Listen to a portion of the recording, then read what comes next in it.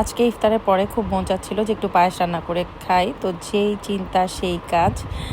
প্রথমে হচ্ছে পোলার চালটাকে ধুয়ে আমি অল্প পরিমাণ পানি দিয়ে হচ্ছে ফুটাতে দিয়ে দিয়েছিলাম। তারপরে হচ্ছে পোলার চালটা যখন ফুটে গিয়েছে তারপরে হচ্ছে এখানে দুধ অ্যাড করে দিয়েছি, এবং তারপরে যখন দুধটা ভালো করে হচ্ছে পোলার চালের সঙ্গে জাল হয়ে গেছে, একটা ঘুটনি দিয়ে সুন্দর করে হচ্ছে পায়েসটাকে ভালো করে ঘুটে নিয়েছি, যাতে একদম পোলার চালগুলো মিহি হয়ে যায়, কোনো রকম হচ্ছে আস্ত মানে পোলাও ভাতটা না থাকে, এটা যেন একদম মানে মিহি হয়ে যায়। তো খুব ভালো করে হচ্ছে ঘুটে নিচ্ছিলাম, এবং তারপরে হচ্ছে এটাতে আমি শুধুমাত্র কন্ডেন্স মিল্ক অ্যাড করেছি, যাতে খুব লাইট একটা মিষ্টি হয় আর খেতে খুব ভালো লাগে। কারণ অনেক বেশি মিষ্টি আমাদের বাসায় কেউই খেতে পাই না আমরা, আর অতিরিক্ত মিষ্টি কোনো কিছু খেলে না কেমন যেন মাথা ঘোরায়।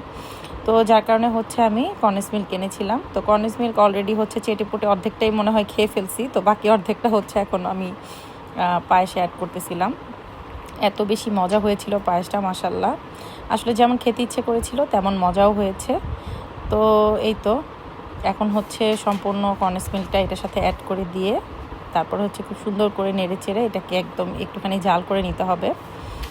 অবশ্য পায়েসটা আমার এই পর্যায়ে কিন্তু হয়েই আসছে, এখন খুব ভালো করে হচ্ছে নাড়ার উপরেই রাখতে হবে, নাহলে দেখা যাবে যে নিচে লেগে যাবে, যেহেতু একদম পোলার চালটা একদম মানে কি বলবো মানে মিহি হয়ে গেছে।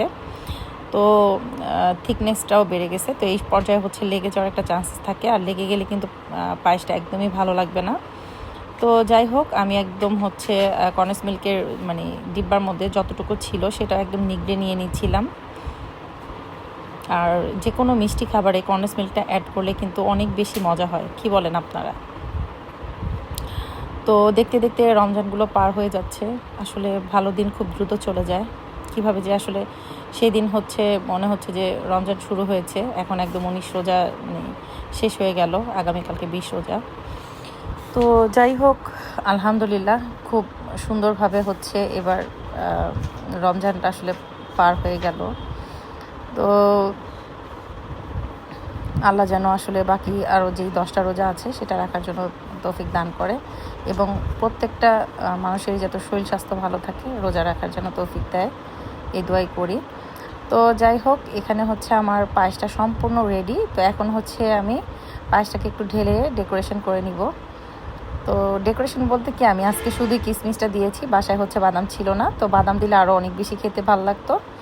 তো যাই হোক, এখানে হচ্ছে একটা সার্ভিং ডিশে সুন্দর করে ঢেলে এখন হচ্ছে একটু বেশি করে কিশমিশ দিয়ে নিব, আর তারপরে হচ্ছে ফ্রিজে রেখে পায়েসটা ঠান্ডা হলে তারপরে হচ্ছে সবাই মিলে খাবো আর কি।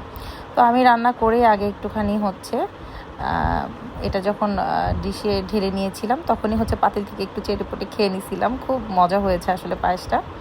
তো এই তো, আমার এই রান্না করা পায়েসটা যদি দেখে আপনাদের কাছে ভালো লাগে, অবশ্যই কিন্তু বাসায় রান্না করে খেয়ে নেবেন। আল্লাহ হাফেজ।